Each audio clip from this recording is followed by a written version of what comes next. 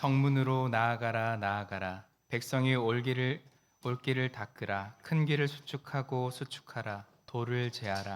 만민을 위하여 기치를 들라. 여호와께서 땅 끝까지 선포하시되 너희는 딸 시온에게 이르라. 보라 내 구원이 이를 얻느니라. 보라 상급이 그에게 있고 보응이 그의 앞에 있느니라 하셨느니라. 아멘.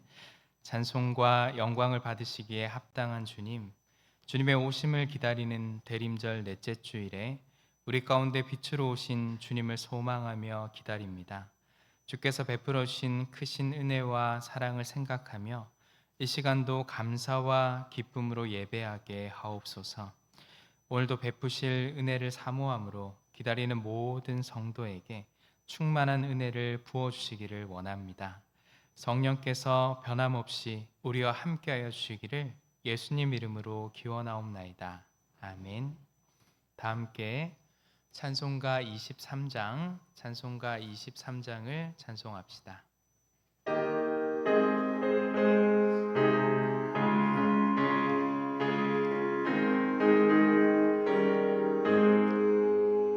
만입이 내게 있으면 그 입 다가지고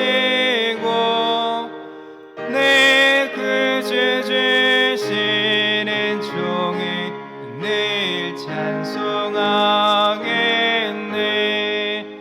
내 은혜로 신 하나님 날 도와주시고 깨끗신 영광 널리 펴 다 알게 하소서. 내 주의 귀한 이름이 날 위로하시고 이 귀의 음악 같으니 참 희락되도다. 내 죄의 권세 깨뜨려 그 결박 되시고 이 죄한 마음을 비로소 고정케 하셨네. 아멘. 교동문 117번 구주강림 세 번째 말씀을 교독합니다. 광야와 메마른 땅이 기뻐하며 사막이 백합화 같이 피어 즐거워하며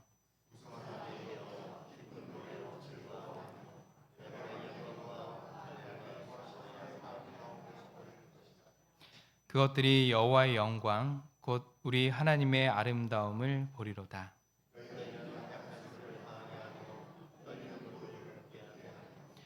겁내는 자들에게 이르기를 굳세어라 두려워하지 말라. 보라 너희 하나님이 오사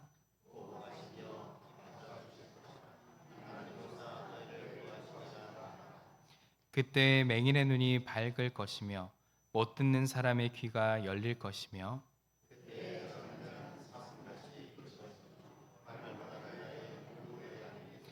이는 광야에서 물이 솟겠고 사막에서 시내가 흐를 것임이라.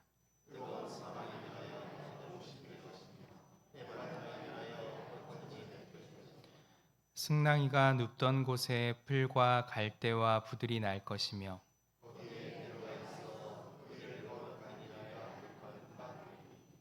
깨끗하지 못한 자는 지나가지 못하겠고 오직 구속함을 입은 자들을 위하여 있게 될 것이라. 아멘. 사도신경으로 우리의 신앙을 고백합니다. 전능하사 천지를 만드신 하나님 아버지를 내가 믿사오며 그 외아들 우리 주 예수 그리스도를 믿사오니 이는 성령으로 잉태하사 동정녀 마리아에게 나시고 본디어 빌라도에게 고난을 받으사 십자가에 못 박혀 죽으시고 장사한 지 사흘 만에 죽은 자 가운데서 다시 살아나시며 하늘에 오르사 전능하신 하나님 우편에 앉아 계시다가 저리로서 산 자와 죽은 자를 심판하러 오시리라. 성령을 믿사오며 거룩한 공예와 성도가 서로 교통하는 것과 죄를 사하여 주시는 것과 몸이 다시 사는 것과 영원히 사는 것을 믿사옵나이다. 아멘.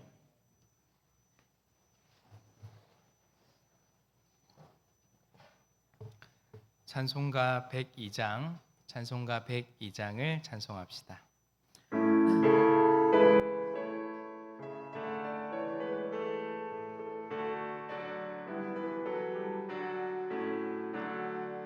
영원한 문화 열려라, 새 임금 들어가신다. 만왕의 왕이 오시니 만민의 구주시로다. 내 마음은 곧 열어라, 내 사사로운 일 그치고 그나 이른 도로 주 계실 성전 삼으라. 오 나의 죄 내 마음에 곧대사 함께 계시며 길 베푸사 늘 동하여 주소서. 아멘. 소성주 안수집사님 나오셔서 기도하겠습니다.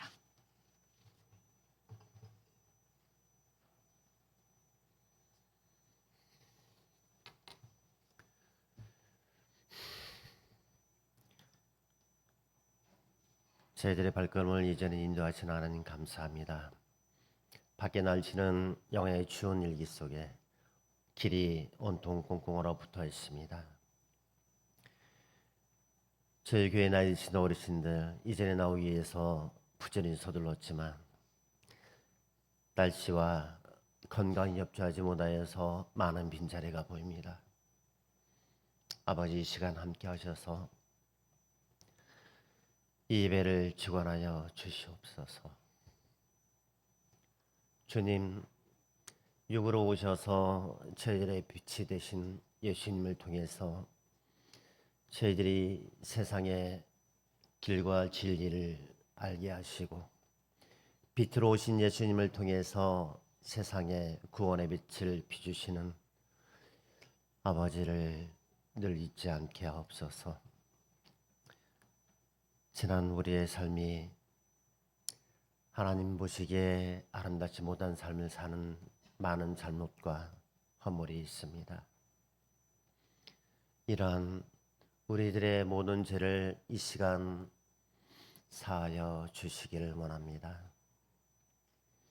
시시때때로 주님의 말씀대로 살겠다 늘 다짐하면서 살겠다 하는 우리지만 아버지의 말씀 따라 주님의 말씀대로 살지 못한 저희들을 용서하시고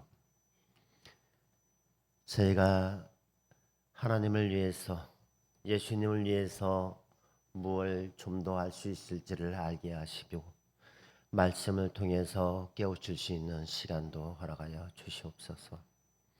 저희들은 부족하고 연약합니다. 잠시 아버지의 은혜를 저버릴 때마다 지옥 속에 허덕이게 되어 있습니다. 그러한 우리들의 몸과 마음을 항상 주정하여 주셔서 올바른 일과 올바른 생각과 올바른 행동을 하며 믿음의 향기를 부리는 참 그리스도인의 삶을 살 수 있도록 저희들을 이끌어 주시옵소서. 아버지 하나님 감사합니다. 너무나도 많은 은혜를 받아서 한 가지 모든 것을 구하지 못하지만 지금 여기 있는 것도 감사하고 살아 숨쉬는 것도 감사하며 모든 것이 감사뿐입니다. 삶을 살아감에 있어서 감사하며 살게 하시고 작은 것에 충족하게 하시게 하시고 하나님을 예수님을 우리들에게 보내주신 참 사랑을 우리가 잊지 않게 하옵소서. 예수님 오실 날이 태어나신 날이 이제 일주일밖에 남지 않았습니다. 왜 하나님께서 예수님을 육으로 보내서 저희들을 낮은 곳에서 높은 곳으로 인도하신 예수님을 기억하게 하시고 아버지 하나님의 뜻이 어디 있는지를 기억하게 하여 주시옵소서. 매번 크리스마스만 되면 성탄절만 되면 세상 사람들은 즐겁게 놀고 휴가를 보냅니다. 우리는 주님이 태어나신 그날을 기리게 하시고 예수님을 통해서 우리가 구원을 받았고 또 저 하늘 보좌 위에 있게 됨을 알게 하신 하나님의 뜻 안에서 늘 굳건히 걸어가게 하여 주시옵소서. 오늘의 목사님 말씀을 통해서 우리의 길과 진리가 되게 하시고 생명의 말씀이 되게 하셔서 우리의 마음판에 올바로 새겨져서 세상에 나가서 올바로 예수님을 전하게 하시고 복음의 길을 복음의 빛을 바로 비춰줄 수 있도록 인도하여 주시길 원합니다. 우리 사랑하는 주의 백성들, 신앙등 성도님들을 언제나 늘 기억하게 하시고 이 추운 겨울 언제나 늘 강건케 하시고 혹여 감기로 여러 가지 질병으로 고생하지 않게 하시고 남은 생이 언제나 건강하며 주님과 동행하는 즐거운 삶을 살아갈 수 있도록 아버지의 붙들어 주실 걸 믿고 예수 그리스도의 이름으로 기도해 줬습니다. 아멘.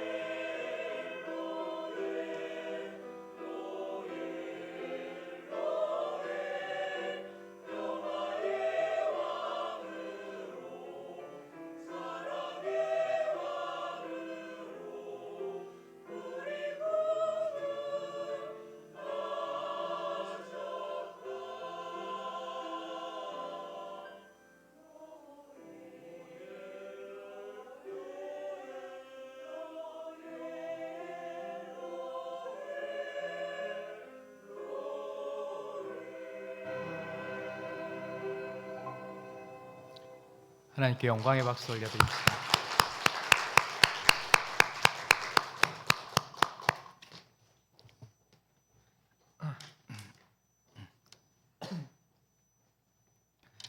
교회 소식 알려드립니다. 오늘은 대림절 셋째 주일입니다.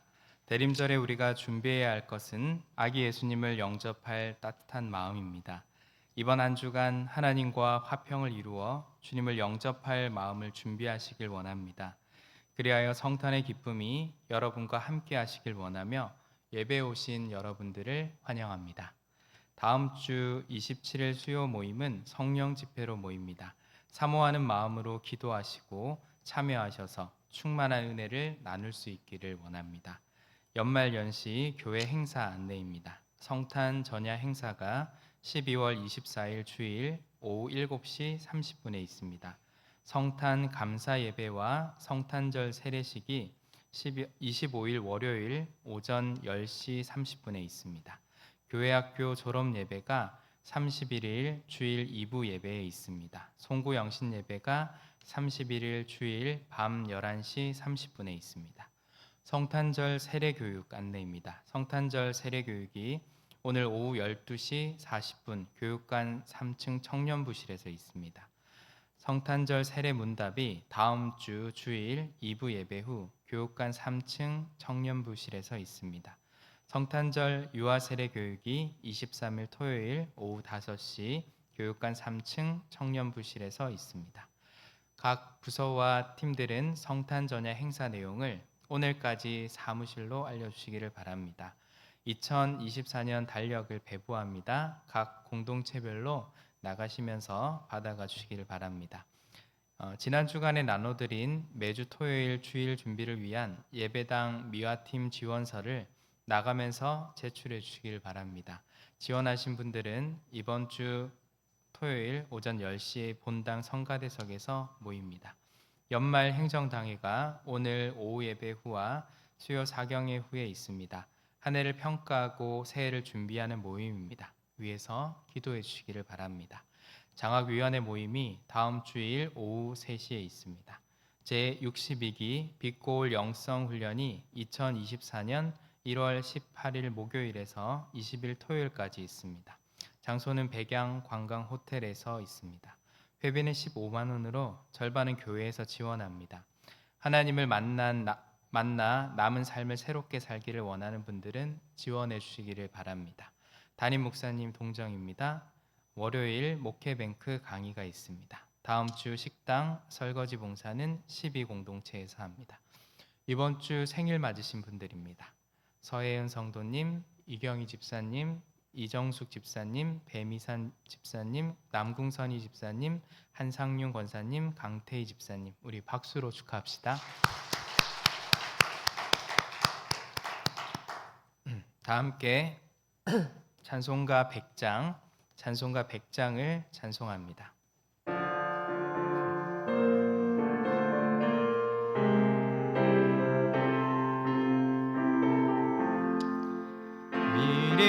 미리암과 여인들이 춤을 추며 노래하고 전쟁 무기 멀리하고 하나님을 기뻐하네. 온갖 순환 이겨내고 평화 세상 바라보며 역사 안에 살아계신 하나님을 찬양하리.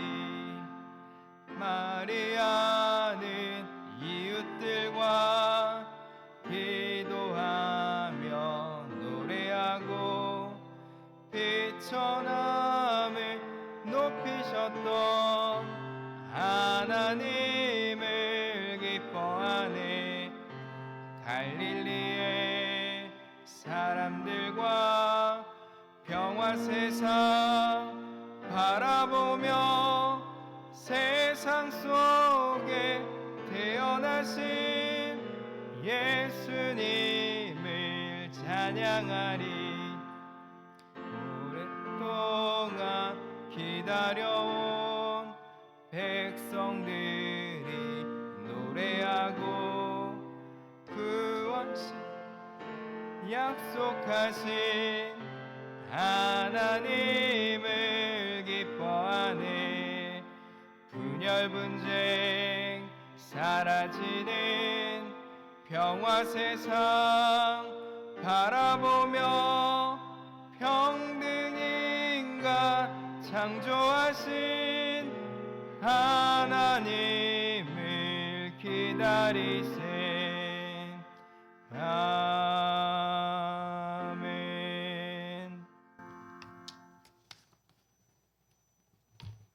전영희 목사님 감사함을 드렸습니다. 김기훈, 김순영 권사님 어머니 추도예배 마치고 감사함을 드렸습니다.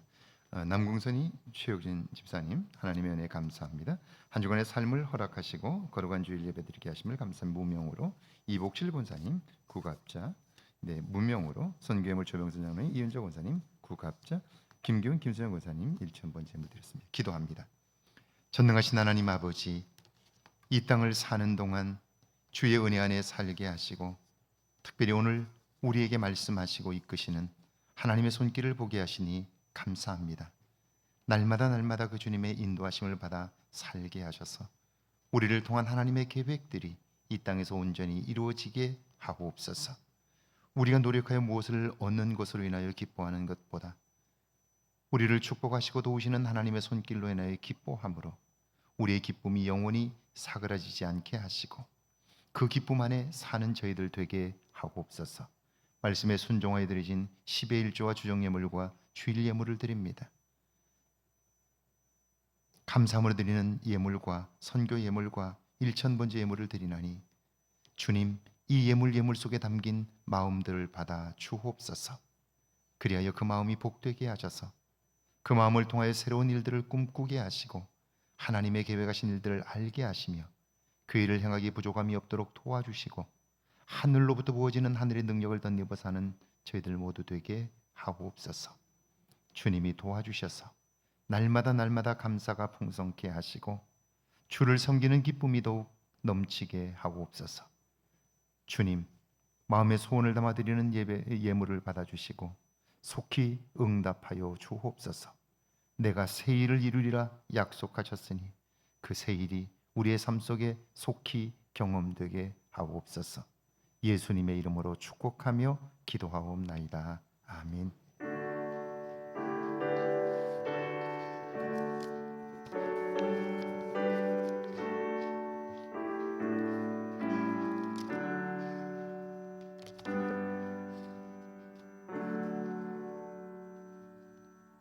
오늘 저희에게 주시는 하나님의 말씀은 구약성경 시편 62편 1절에서 5절까지 말씀, 신약성경 로마서 5장 1절에서 4절까지 말씀입니다.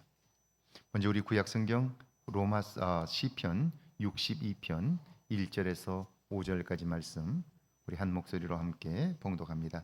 시편 62편 1절에서 5절까지 말씀입니다. 함께 봉독합니다.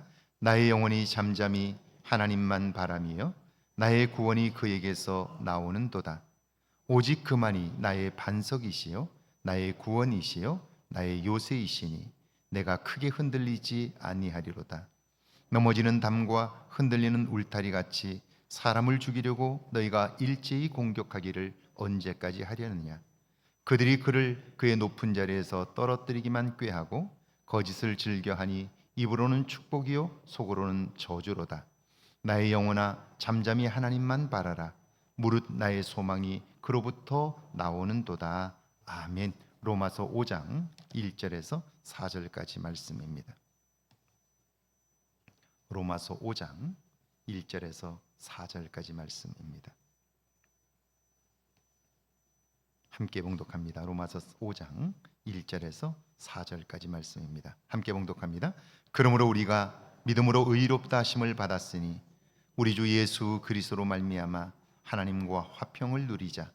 또한 그로 말미암아 우리가 믿음으로 서 있는 이 은혜에 들어감을 얻었으며 하나님의 영광을 바라고 즐거워하였느니라. 다만 이뿐 아니라 우리가 환난 중에도 즐거워하나니 이는 환난은 인내를, 인내는 연단을, 연단은 소망을 이루는 줄을 알미로다. 아멘. 하나님의 말씀입니다. 할렐루야. 이번 한 주간에도 하나님의 은혜와 사랑이 여러분과 여러분의 가정에 넘치기를 주의 이름으로 축원합니다. 축원합니다. 우리 앞뒤 옆 사람과 인사 한번 할까요? 반갑습니다. 네, 네. 한 주간도 평안하십시오. 한번 인사하시죠. 네. 눈이 왔어요. 어제 제가 눈이 펑펑 오는 걸 보면서 오랜만에 보는 눈이어서 굉장히 반가웠고요. 그런데 눈이 너무 예쁘게 오는데, 그리고 눈이 와서 참 좋은데, 그런데 마음속에 걱정이 있는 거예요. 내일 눈이 와서 얼으면 교인들 오는데, 특별히 어른들 오시면서 불편할 텐데 어쩔까 하는 생각이 드니까 눈이 오는 게 참 좋은데 그걸 즐기질 못하는 거예요. 그래서 그 순간 무슨 생각을 했냐면, 그래, 내일 되어질 일은 내일 생각하고 오늘 눈이 오는 걸 보며 기뻐할 수 있으면 좋겠다는 생각을 가지게 되었어요. 자, 우리는 좋은 일이 있어도 앞으로 좋지 않을 일을 생각하면서 기뻐하지 못하고요, 슬픈 일이 있으면 거기에 빠져서 새로운 일을 보지 못하는 경우들이 있다는 거죠. 자, 성경은 이렇게 말해요. 형통한 날에는 기뻐하고 곤고한 날에는 생각하라. 하나님이 이 두 가지를 병행하게 하사 사람으로 능히 그 일을 알지 못하게 하셨다. 기뻐할 일이 있을 때는 기뻐하면 되는 거예요. 그런데 사람들은 그 시간에도 걱정하느라 기뻐하지 못하는 경우들이 있는 거죠. 기뻐할 일이 있으면 기뻐하고요, 슬픈 일이 있으면 그때 생각함으로 하나님의 도우셨던 손길을 발견할 수 있다면 우리는 항상 기뻐하고 하나님의 일들을 통한 기대감으로 살아갈 수 있게 되는 거죠. 이런 은혜가 여러분에게 있기를 주의 이름으로 축원합니다. 여러분은 혹시 당근 마켓을 아시나요? 중고거래 및 소상공인의 홍보, 생활정보 플랫폼인데요, 지금은 너무나 유명해져서 부동산도 구인구직까지 우리 생활 속으로 깊숙이 들어와 있습니다. 이 당근 마켓은 2015년에 처음 문을 열었는데요, 2023년 현재 주 이용자, 한 주간에 이용하는 사람이 평균적으로 1200만 명입니다. 월 이용자 수가 1800만 명이고요, 누적 가입자가 3000만 명. 별로 놀라지를 않으시는 거예요. 우리 인구가 얼마인가를 생각해보고 여기에 3000만 명이 등록되어 있다는 건 어마어마한 거예요. 자, 그 2015년에 시작해서 불과 10년이 안 됐는데 이런 엄청난 성장을 거두었다는 건, 이건 정말 대단한 일이에요.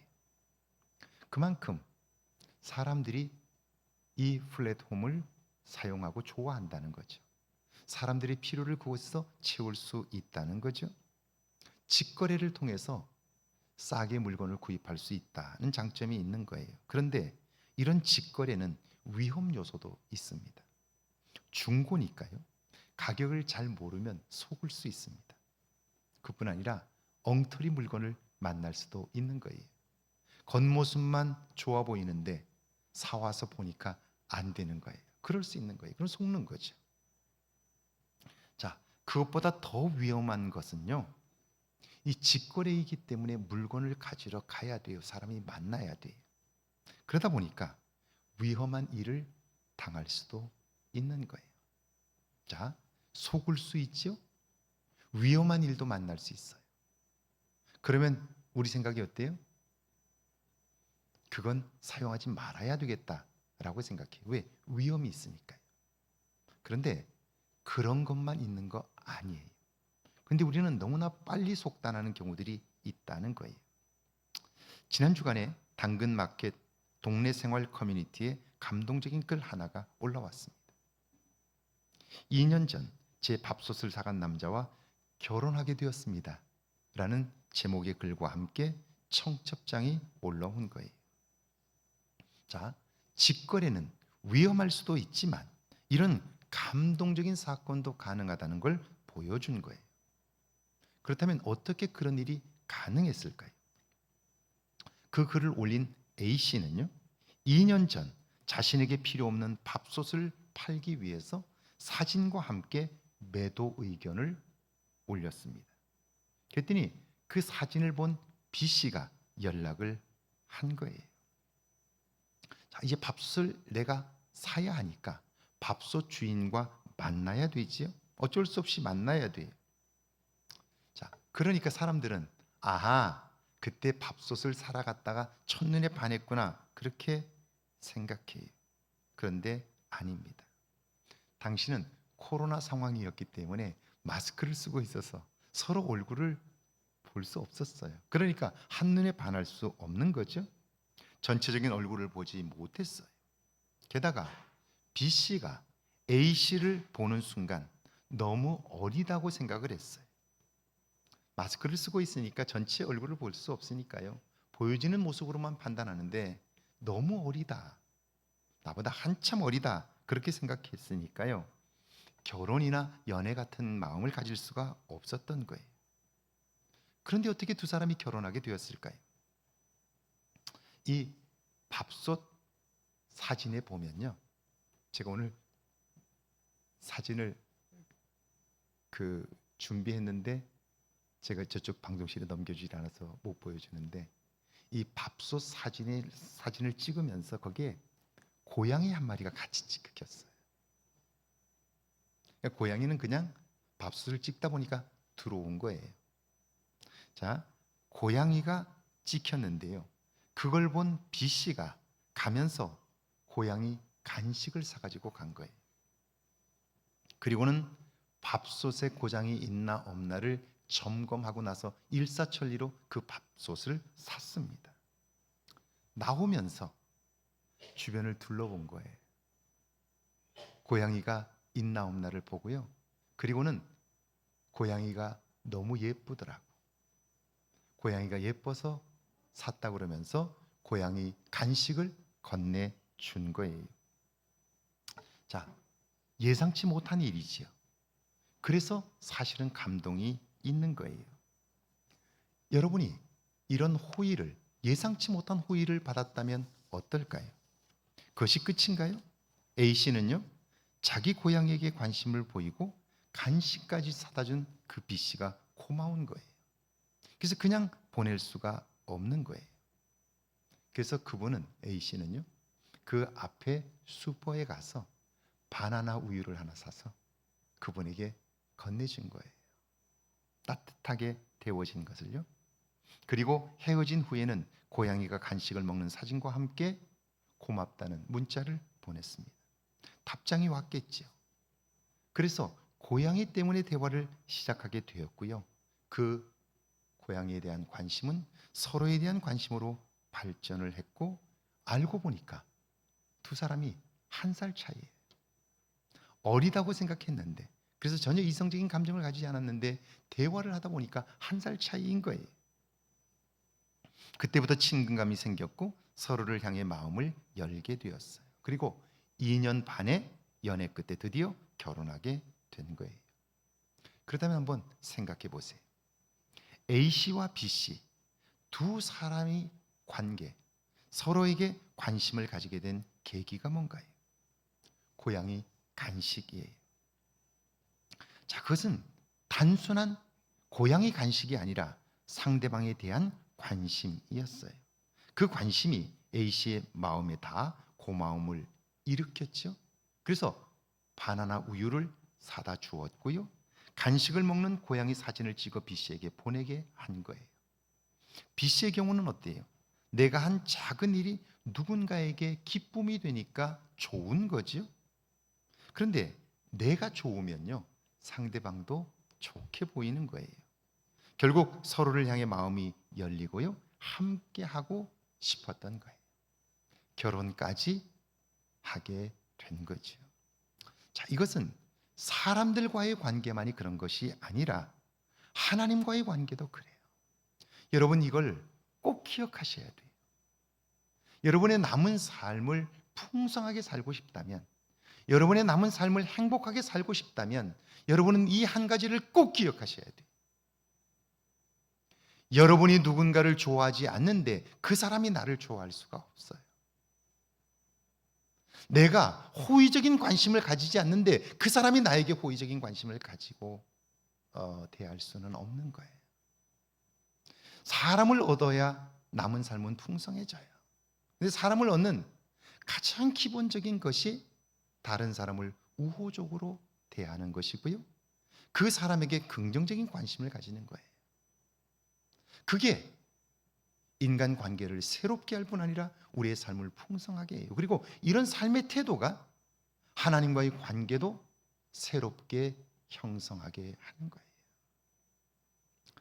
그래서 성경은 이렇게 말씀하잖아요. 남에게 내가 대접받고 싶은 대로 남을 대접하라는 거예요. 그러면 사람을 얻을 수 있어요. 그런데 우리는 우리가 하고 싶은 대로 곁에 있는 사람에게 하면서 남은 나를 존중해 주기를 원해요. 나를 최고로 대해 주기를 원해요. 그것은 성경적이지도 않고요. 삶에서 그런 일은 일어나지 않아요. 여러분이 그렇게 해오셨던 분들이 꽤 많아요. 남편이 이걸 고치면 좋겠다고 생각해서 그걸 계속해서 지적하는 거예요.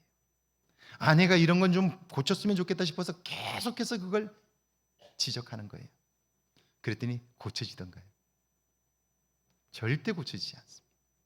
그런데 만약 상대방의 부족함이 보이지만 그 부족함을 지적하는 것이 아니라 그의 긍정적인 것들을 인정해 주기 시작하면요, 그 사람은 그 부정적인 것도 극복할 수 있게 돼요. 내가 그 사람을 어떻게 대하느냐에 따라서 그 사람이 나에게 대하는 태도가 달라질 수 있다는 거예요. 결국 하나님의 능력이 없어서가 아니라, 하나님의 사랑이 없어서가 아니라, 우리의 관심이 하나님께로 향하지 않는다면 하나님의 관심을 우리는 느낄 수가 없게 된다라고 하는 거예요.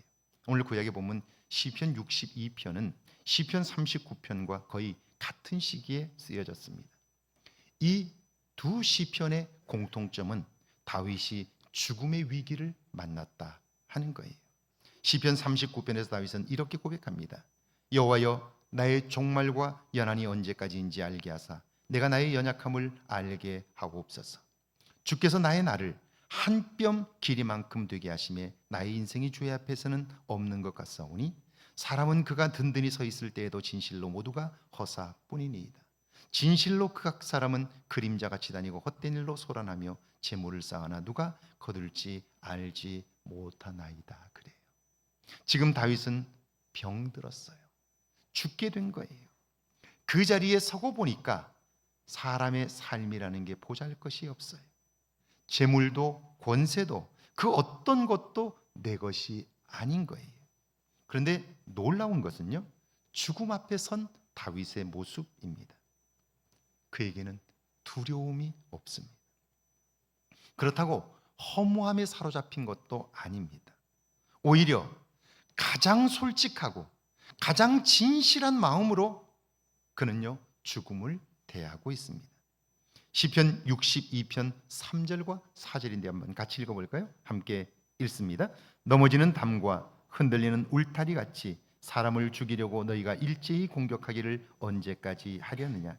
그들이 그를 그의 높은 자리에서 떨어뜨리기만 꾀하고 거짓을 즐겨하니 입으로는 축복이요 속으로는 저주로다.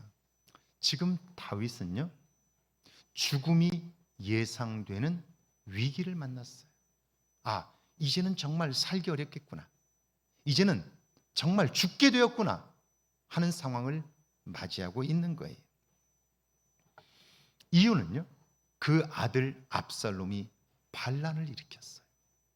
군대를 동원해서 아버지가 있는 다윗성을 향하여 진격했고요, 전혀 예상치 못했던 일을 만난 다윗은 황급히 살겠다고 그 성을 버리고 도망을 치는데 얼마나 급했는지 신발도 신지 못한 채 그 성을 버리고 도망쳤어요. 도망치면서 그의 심정을 토로한 거예요.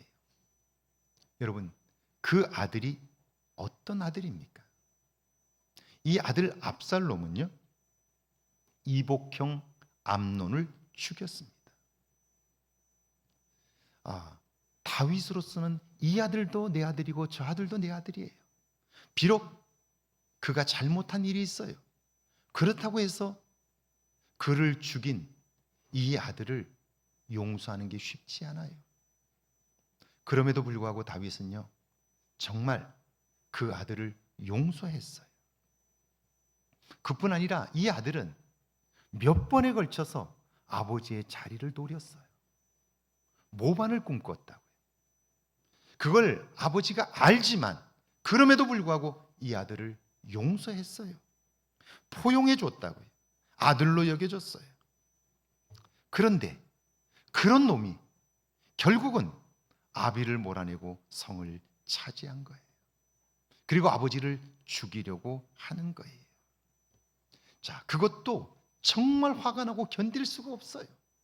그런데 자기와 평생 함께했던 동지이자 친구인 아히도벨이 자기를 배반했어요. 그리고는 아들 압살롬의 편에 서서 자기를 죽이려고 위협하는 거예요. 상황적으로 보면 다윗은 죽게 되었고요.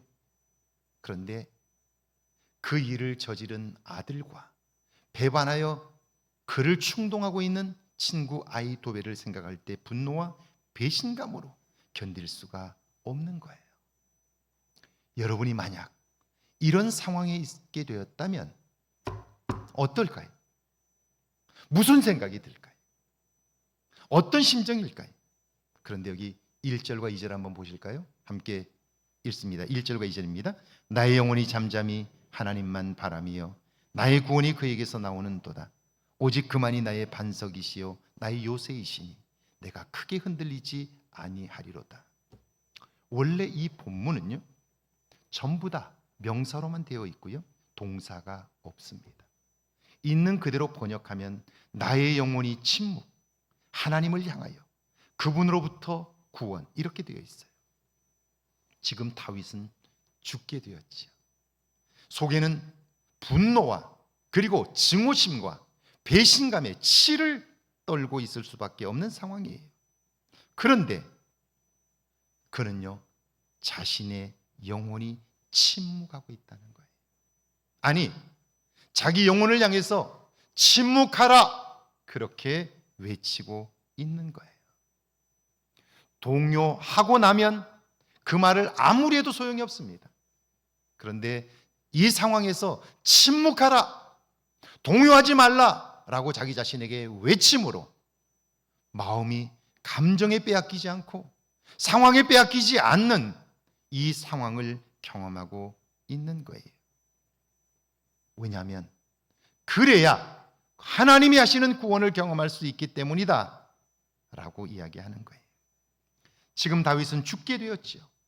분노와 혈기가 솟구치는 상황이에요. 그런데 자기 자신이 침묵하고 있다는 거예요. 하고 싶은 말이 얼마나 많겠어요. 그 주변에 함께 도망치고 있는 병사들에게, 자기 신복들에게 얼마나 분통을 터뜨릴 일들이 많겠어요.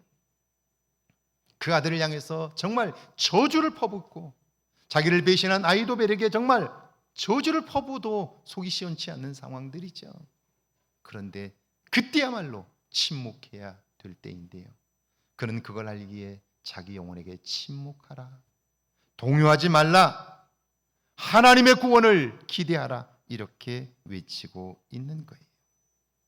자, 하나님으로부터의 구원, 하나님이 이 상황을 새롭게 하실 것이기에 결코 흔들리지 않을 거라는 확신이 그 속에 있는 거예요. 자, 그러니까요, 다윗은 이런 상황을 만났지만 이런 상황에서도 놀라운 노래를 불러요. 5절입니다. 이런 상황에서 부른 노래를 한번 들어볼까요? 5절입니다. 함께 읽습니다. 나의 영혼아 잠잠히 하나님만 바라라. 물은 나의 소망이 그로부터 나오는도다. 할렐루야. 내 감정, 내 판단이 아니라 그때에도 하나님을 바라볼 때에, 그분의 도우심을 구할 때 그 모든 문제를 넉넉히 이기는 힘, 하늘 소망이 내게 임한다는 거예요. 제가 목회를 하면서 만나는 교인들은 두 부류예요. 한 부류는요, 요만한 문제도 그 사람에게만 가면 이만해져요.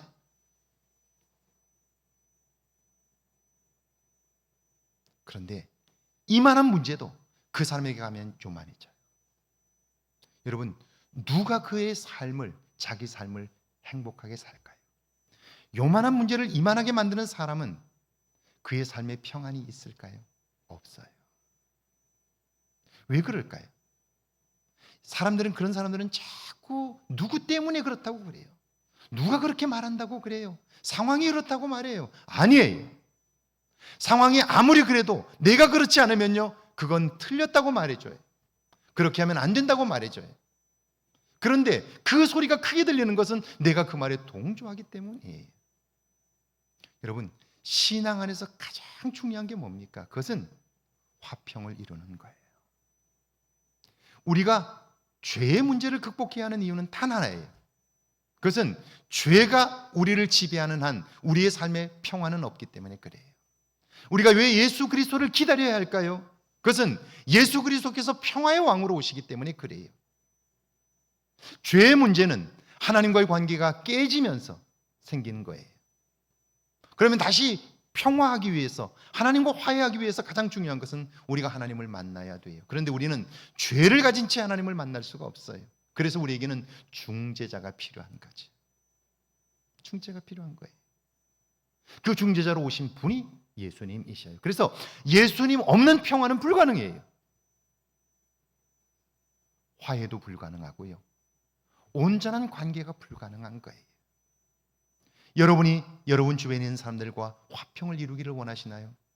그런데 여러분의 옳고 그름의 판단 기준으로는 결코 화해할 수가 없어요. 왜냐하면 내 눈에 자꾸 그 사람의 허물만 보이는데요, 어떻게 화해할 수 있겠어요? 그게 용납이 안 되는데요. 그런데요, 예수 그리스도를 믿으면 다른 사람의 허물을 보는 그 눈이 바뀌어요. 어떻게 바뀌냐면 그 눈이 나를 보는 눈으로 바뀌어요. 나를 보는 눈으로 바뀌어요. 그래서 다른 사람의 허물을 보면서 지적하는 것이 아니라 나의 허물을 보면서 나의 부족함을 인정하게 되니까요, 다른 사람의 허물도 용납할 수 있게 되는 거예요. 아, 저 사람이 저런 허물이 있구나. 저 허물은 나에게도 있는데 우리는 다 같은 죄 아래 사는 사람이구나. 그래서 우리의 삶에 예수가 필요하구나. 그걸 알게 되는 거죠. 그렇습니다. 자, 살아가면서 우리가 하나님과 화해를 해야 하는 이유는요, 예수 그리스도를 통해서 하나님과 화목해야 하는 이유는요, 하나님과 화목하지 못하고 이 땅을 사는 동안 누구와도 화평할 수 없기 때문에 그래요. 여러분이 사랑하기 때문에 만나서 아내로, 남편으로 지금까지 살아보셨죠? 사랑해서 만났는데 어떤가요? 사랑했기 때문에 만나서 살면서 시간이 지날수록 점점 더 그 사랑이 커지던가요? 깊어지던가요? 그냥 생각만 해도 좋던가요? 아니잖아요. 그런데 어떻게 나와 남 사이가 내 생각대로 되기를 원하세요? 그런 건 불가능해요. 교회 안에서 어떻게 그게 가능하겠어요? 불가능해요. 그런데 예수 그리스도가 우리의 중재자가 되시면, 우리가 그분을 구원자로 믿으면 우리의 눈이 새로워져요. 저는 요즘 사도행전 9장을 새벽마다 묵상하고 함께 나누고 있는데요, 사람들은 눈만 뜨면 본다고 생각해요. 다리가 있으니까 걸을 수 있다고 생각해요. 그런데 그 눈으로 보고 그 다리로 걸어서 행하는 일들이 뭐예요? 사울이라는 청년은 그 눈으로 보고 판단하고 그 다리로 행한 일들이 모두 다 하나님을 위한다고 생각했는데 다 하나님을 대적하는 일이었어요. 그의 열심과 그의 정성이 다 하나님을 대적하는 일이었어요. 예수 믿는 자들을 잡아 죽이는 일이었어요. 그런데요, 다메섹으로 가던 도중에 사울아 사울아 부르시는 부활하신 주님의 음성을 듣습니다. 그리고 그 다음 성경 구절은 이렇게 기록되어 있는데, 지난 주간 저는 그 말씀을 읽다가 정말 가슴을 펑펑 쳤어요. 그리고 한참 동안 멍하니 그 말씀을 쳐다봤어요. 이렇게 되어 있어요. 눈은 떴으나 보지 못하고 힘은 있으나 걷지 못하였다는 거예요. 눈이 있으면 보는 거 아니에요? 그런데 눈은 떴으나 보지 못했다는 거예요. 다리는 있으나 걸어갈 수 없었다는 거예요. 이게 무슨 말이에요? 지금까지는 예수님께서 베드로를 향해서 이렇게 말씀했어요. 네가 젊어서는 내 힘으로 띠뛰고 내가 원하는 대로 갔거니와 나이가 들면 늙어서는 남이 내게 띠띠우고 내가 원치 아니하는 곳으로 데려가리라. 예수를 믿는 우리는 무엇에 의하여 이끌림을 받고 있느냐 하는 거예요. 내 판단과 여전히 세상적인 가치관에 묶여 있는, 죄와 더불어 살고 있는 나 자신의 가치관과 확신을 따라 살고 있느냐, 아니면 우리의 구원자 되시는 예수 그리스도의 인도하심을 쫓아 사느냐, 그분이 나의 판단이냐 하는 거예요. 자, 오늘 다윗은 정말 힘겹고 어려운 상황이었지만 그때에도 나의 영혼을 잠잠하라 외치고, 그리고 그분이 행하실 일을 기대하라 라고 이야기를 한 거예요. 사도행전 7장에 나오는 스데반의 모습도 그렇지요. 예수 믿는다는 이유로 억울하게 잡혔습니다. 정당한 재판 없이 돌에 맞아 피투성이가 되었습니다. 참을 수 없고 분통이 터지니까 얼굴이 일그러져야죠. 그런데 아닙니다. 성경은 그의 얼굴이 천사와 같았다라고 말씀합니다. 그리고 그의 입에서 나오는 이야기를 들어보세요. 주 예수여 내 영혼을 받으시옵소서. 주여 이 죄를 저들에게 돌리지 마옵소서. 결국 이 자리에 있었던 사울이라는 청년은요, 그의 평생 억울하게 돌에 맞아 죽으면서도 천사의 얼굴을 했던 스데반의 모습, 그리고 마지막 자기를 죽이는 자들을 용서하는 그 모습이 사도 바울 평생의 그를 이끌어갔다. 학자들은 그렇게 이야기를 하죠. 사랑하는 여러분, 하나님과 긴밀한 관계, 사랑의 관계를 가질 때 우리는 어떤 경우에도 흔들리지 않습니다. 평안을 누리며 구원을 경험할 수 있습니다. 이런 은혜가 저와 여러분에게 모두에게 임하기를 주의 이름으로 축원합니다. 그렇다면 하나님과의 긴밀한 관계, 사랑의 관계는 어떻게 가능할까요? 오늘 시작의 본문 로마서 5장 1절과 2절입니다. 같이 한번 읽어볼까요? 1절과 2절입니다. 그러므로 우리가 믿음으로 의롭다 하심을 받았으니 우리 주 예수 그리스도로 말미암아 하나님과 화평을 누리자. 또한 그로 말미암아 우리가 믿음으로 서 있는 이 은혜에 들어감을 얻었으며 하나님의 영광을 바라고 즐거워하느니라. 믿음으로 의롭다 하심을 받았으니 예수 그리스도를 구원자로 믿음으로 하나님의 자녀가 되었다는 거죠. 우리처럼 하나님을 예배하고 찬송하고 봉사하는 거죠. 그런데 여러분에게, 똑같이 예수를 믿는데 여러분에게 죽음의 위기 앞에서도 흔들리지 않는 평안이 있습니까? 어떤 경우에도 좌절하거나 절망하지 않는 철철 넘치는 소망이 있습니까? 사람들은 예수만 믿으면 됐지, 뭐가 더 필요해, 그렇게 생각합니다. 그런데 아닙니다. 믿음으로 의롭다 하심을 받았으면 이제는 하나님과 화평을 누리라는 거예요. 그러면 하나님의 영광을 바라볼 수 있고요, 어떤 상황에서도 기뻐할 수 있다 하는 거예요. 이런 겁니다. 전에 제가 섬겼던 한신교회에 진장로님이 계셨습니다. 건축 설계 사무소를 하시는 분인데요, 교회가 건축을 계획하자 목사님께 말씀을 이 장로님이 드립니다. 목사님, 교회 건축 설계는 다른 회사에 맡겨주십시오. 대신 제가 설계 비용은 헌금하겠습니다. 그래요. 여러분, 설계 비용은 대충 건축비의 10%입니다. 그러면 건축이 대략 100억이 된다면요, 10억을 헌금하는 겁니다. 이게 쉬운 일이 아닙니다. 굉장히 큰 금액이에요. 그리고 그걸 설계를 하면 얼마나 더 남지 않겠어요? 그래서 하고 싶지 않겠어요? 그런데 장로님은 제가 안 하겠다고, 그리고 대신 헌금은 제가 하겠다고 이야기를 하신 거예요. 그런데 목사님이 그 이야기를 듣고 나서 이렇게 말씀해요. 장로님이 설계 전문가인데 누구에게 맡깁니까? 그렇게 얘기를 해요. 그래서 장로님은요, 내 생각과 다르잖아요, 목사님 생각. 두 마디 하지 않고요, 알겠습니다 그래요. 그리고 회사에 교회 건축 설계팀을 꾸리고요, 비용은 받지 않겠다고 그래요. 자, 그런데 목사님의 성격이 굉장히 급하셨어요. 그래서 시도 때도 없이 장로님을 부릅니다. 한 번은 제가 퇴근을 못하고 새벽 2시에 일을 하고 있는데요, 노크를 하는 거예요. 누가? 그래서 깜짝 놀라서 들어오시라고 그랬더니 진장로님이 새벽 2시에 오셨어요. 무슨 일이냐고 그랬더니 주무시다가 목사님이 불러가지고 지금 교회를 왔다는 거예요.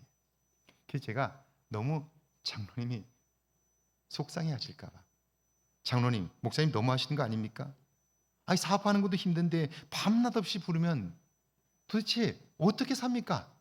제가 그랬더니 장로님은요, 평생 제가 잊을 수 없는 말씀을 그때 하셨어요. 이렇게 말씀하세요. 목사님, 제게 지금 가장 소중한 게 뭡니까? 그렇게 물으셔요. 새벽 2시에 그 장로님에게 가장 소중한 게 뭘까요? 새벽 2시에 잠이지요. 사업하는 사람이 자야 내일 또 일할 거 아니에요. 그런데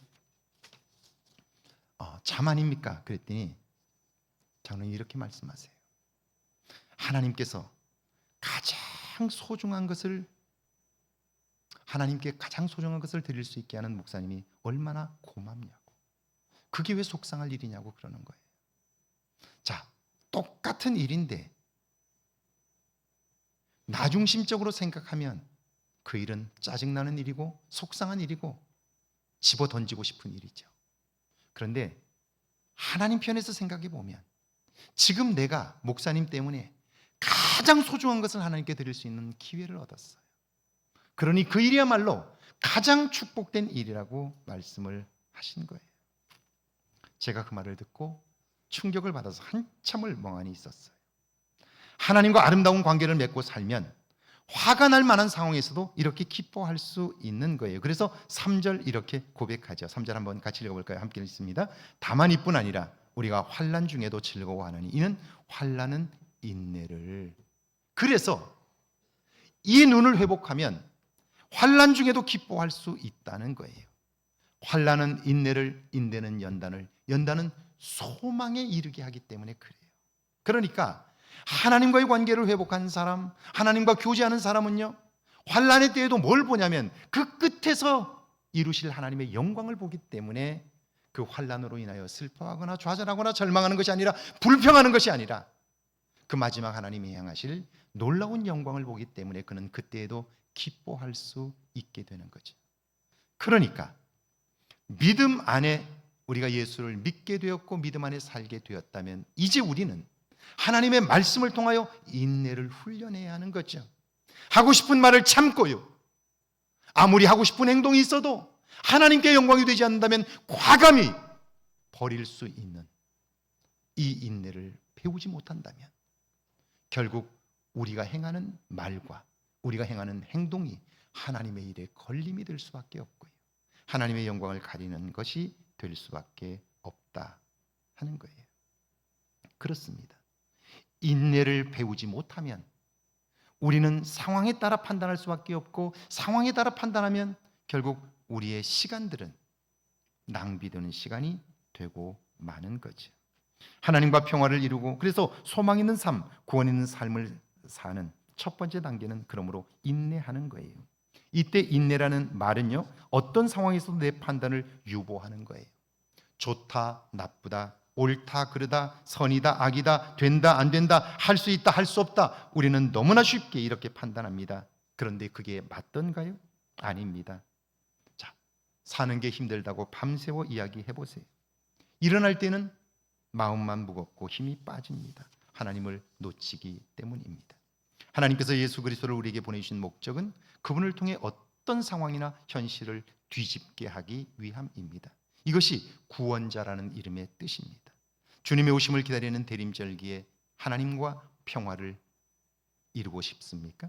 소망 충만한 삶을 기대하십니까? 그렇다면 문제를 만날 때마다 그때를 인내를 훈련하는 기회로 삼으십시오. 예수님이 보여준 말씀을 한번 들어보세요. 보라, 너희가 다 각각 제 곳으로 흩어지고 나를 혼자 둘 때가 오나니 벌써 왔도다.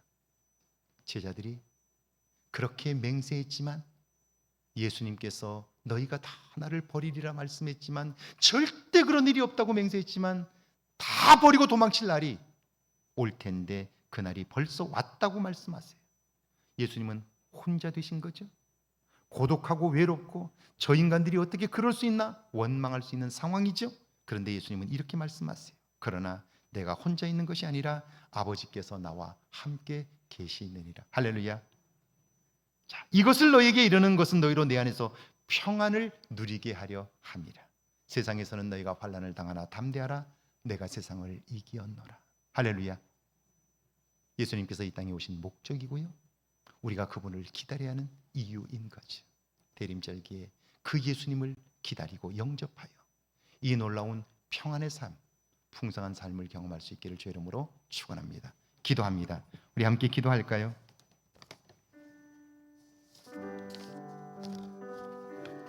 조용히 한번 같이 기도합니다. 나는 지금 하나님과 화평을 이루며 살고 있는지요? 그래서 다른 사람들과 화평을 이루며 살고 있는지요? 나는 다른 사람들을 속상하게 하면서 다른 사람은 나를 잘 대우해 주기를 원하고 있진 않나요? 우리 시간 한번 같이 조용히 오늘 말씀을 기억하면서 기도하고요. 2023년에 오시는 주님을 영접하고 그분과 함께 남은 삶을 살게 해달라고요. 함께 기도합니다.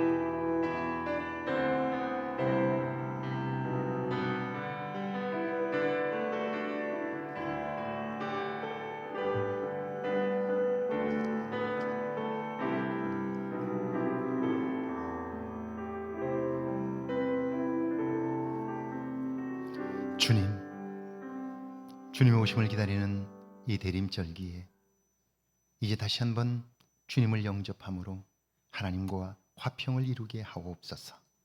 그리하여 우리의 보는 것이 달라지고 우리의 마음에 담긴 것이 새로워지고 우리의 삶이 온전케 되어 이웃과 화목하며 하나님과 평안을 누리는 저희들 되게 하셔서 남은 삶 주님이 예비하신 풍성한 삶을 경험케 하옵소서. 이번 한 주간 주님에게 관심하게 하옵소서. 그리하여 주님과의 깊은 교제를 이룰 수 있도록 도우시고 주님 주시는 은혜 안에 사는 복된 한 주간이 되게 하옵소서. 지금은 우리 주 예수 그리스도의 은혜와 하나님 아버지의 놀라우신 사랑하심과 성령의 도우시고 함께 하시는 은총의 역사가 하나님과 화평을 이루어 이제는 온전한 삶, 풍성한 삶을 살기를 다짐하는 주의 모든 백성들과 가정과 일터와 우리의 교회 위에 우리가 사는 이곳 아름다운 익산과 이 땅과 온 세계 위에 이제로부터 영원토록 함께 계실지어다. 아멘.